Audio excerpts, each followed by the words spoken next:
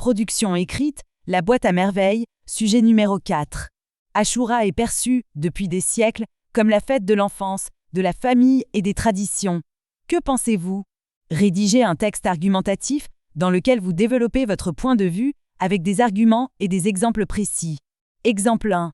Depuis des siècles, Achoura est célébrée comme la fête de l'enfance, de la famille et des traditions au Maroc. Cette journée revêt une signification particulière pour de nombreuses personnes, symbolisant la joie, la convivialité et le partage. Selon moi, Achoura est bien plus qu'une simple festivité, c'est une occasion unique de renforcer les liens familiaux, de transmettre les valeurs culturelles et de créer des souvenirs inoubliables. Tout d'abord, Achoura est associé à l'enfance, offrant aux jeunes une expérience mémorable.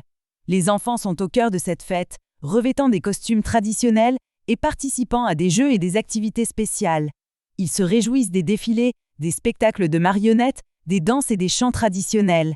Achoura leur permet de se sentir valorisés, impliqués et fiers de leur héritage culturel. C'est un moment où l'enfance est célébrée avec enthousiasme, donnant aux enfants des souvenirs précieux qui resteront gravés dans leur mémoire tout au long de leur vie. En outre, Achoura renforce les liens familiaux en réunissant parents, enfants et grands-parents. Cette fête offre l'opportunité de partager des moments de joie et de complicité au sein de la famille. Les membres de la famille se rassemblent pour préparer des plats traditionnels, échanger des cadeaux et participer à des rituels ancestraux. C'est l'occasion de renouer avec les traditions, de transmettre les connaissances et les valeurs aux générations futures. Achoura est donc un moment propice à la consolidation des liens familiaux, à la transmission des savoirs et à la préservation de l'identité culturelle.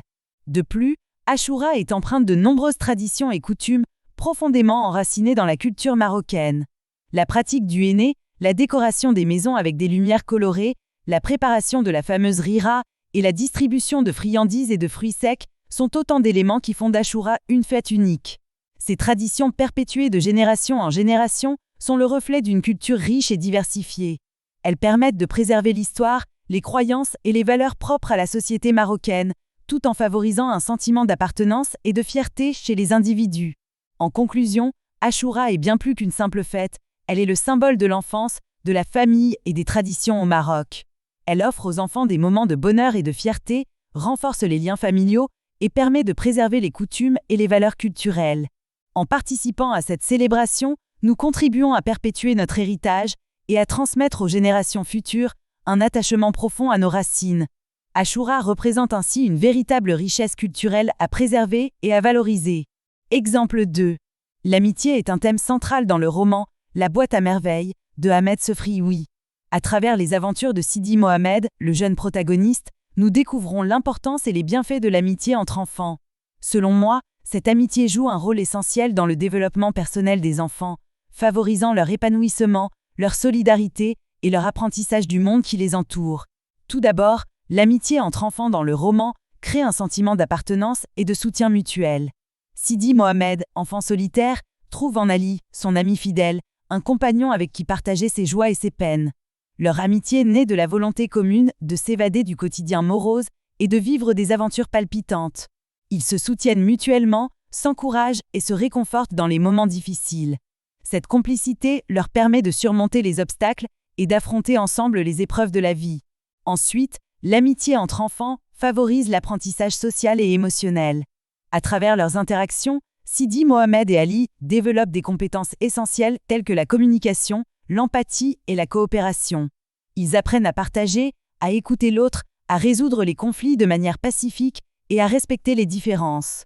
Cette amitié les aide à mieux comprendre les émotions et les besoins des autres, renforçant ainsi leur intelligence émotionnelle.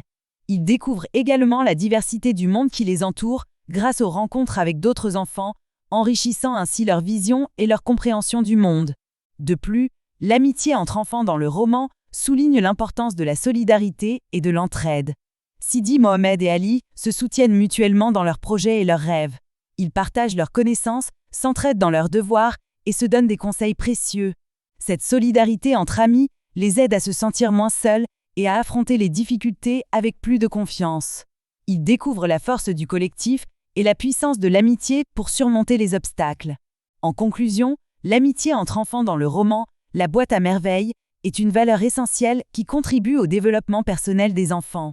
Elle leur offre un soutien moral, favorise leur apprentissage social et émotionnel et les encourage à être solidaires et bienveillants envers les autres.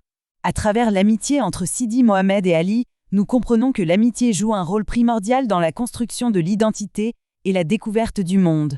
Cette amitié est une source de bonheur, de complicité et d'enrichissement mutuel pour les enfants, les préparant ainsi à devenir des adultes responsables et équilibrés. Exemple 3.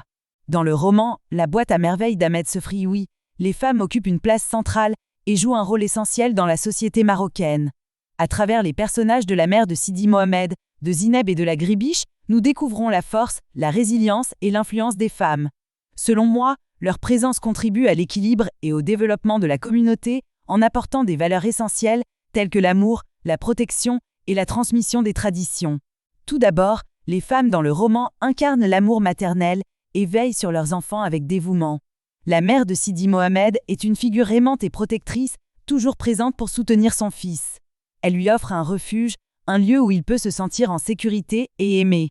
Sa présence maternelle est un pilier central dans la vie de Sidi Mohamed, lui offrant la stabilité et l'affection nécessaires à son épanouissement. Ensuite, les femmes sont porteuses des traditions et jouent un rôle important dans la transmission du patrimoine culturel. Zineb, la voisine de Sidi Mohamed, est une femme respectée et admirée pour sa sagesse et sa connaissance des traditions. Elle incarne la mémoire collective et transmet les récits et les légendes du quartier. Sa présence permet aux jeunes générations de se connecter à leur héritage culturel et de comprendre l'importance de préserver les valeurs ancestrales. De plus, les femmes dans le roman sont des piliers de résilience et de courage. La Gribiche, la voisine de Sidi Mohamed, est une femme forte et indépendante.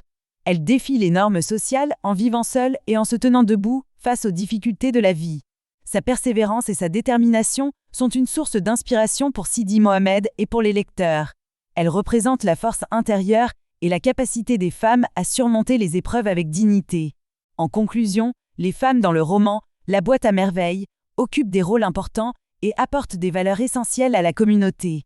Leur amour maternel, leur rôle de transmettrice des traditions et leur résilience contribuent à l'équilibre et au développement de la société marocaine. Elles sont des modèles de force, de dévouement et d'authenticité. Le roman met en lumière leur influence positive et leur capacité à façonner les individus et les communautés.